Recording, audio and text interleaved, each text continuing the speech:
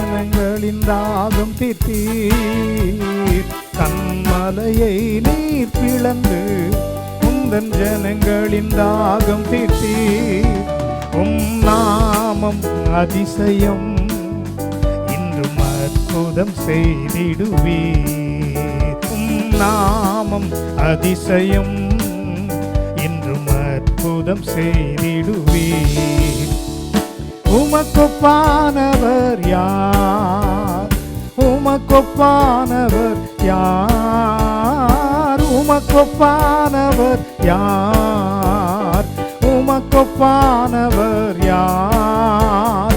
வானத்திலும் பூமியிலும் உமக்கொப்பானவர் யார்?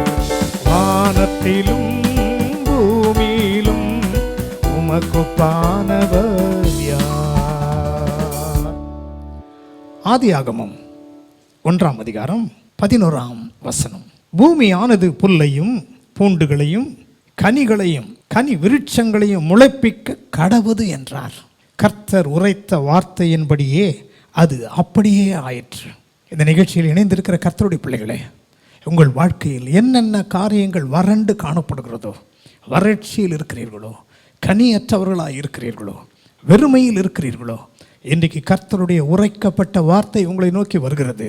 அவைகள் முளைப்பிக்க கடவுது என்று சொல்லும் பொழுது அது அப்படியே நடந்தது. அதே வார்த்தை இன்றைக்கு உங்களை நோக்கி வருகிறது. உங்களுடைய வாழ்க்கையிலும் அவைகள் துளிர்விட்டு வளர ஆரம்பிக்கிறது. ஜெபம் செய்வோமா? அன்பின் பரலோக பிதாவே, நீர் உரைத்த வார்த்தை நிறைவேற்றப்பட்டதை போல இன்றைக்கும் இந்த ஜெபத்தில் கலந்து கொண்டிருக்கிற கர்த்தருடைய பிள்ளைகளுடைய வாழ்க்கையிலே என்னென்ன காரியங்கள் இல்லாமல் இருக்கிறதோ அவைகள் முளைக்க ஆரம்பிக்கட்டும், அவைகள் துளிர்விட ஆரம்பிக்கட்டும். உலர்ந்து போன ஆரோனின் கோல் ஒரே நாளிலே துளிர் விட்டு இலைகளை விட்டு அது வாதுமை பழங்களை கொடுத்ததை போல இவர்கள் வாழ்க்கை செழிக்கட்டும். இயேசுவின் நாமத்தில் ஜெபிக்கிறோம் நல்ல பிதாவே, ஆமென். கர்த்தர் உங்களை ஆசீர்வதிப்பாராக. ஆமென்.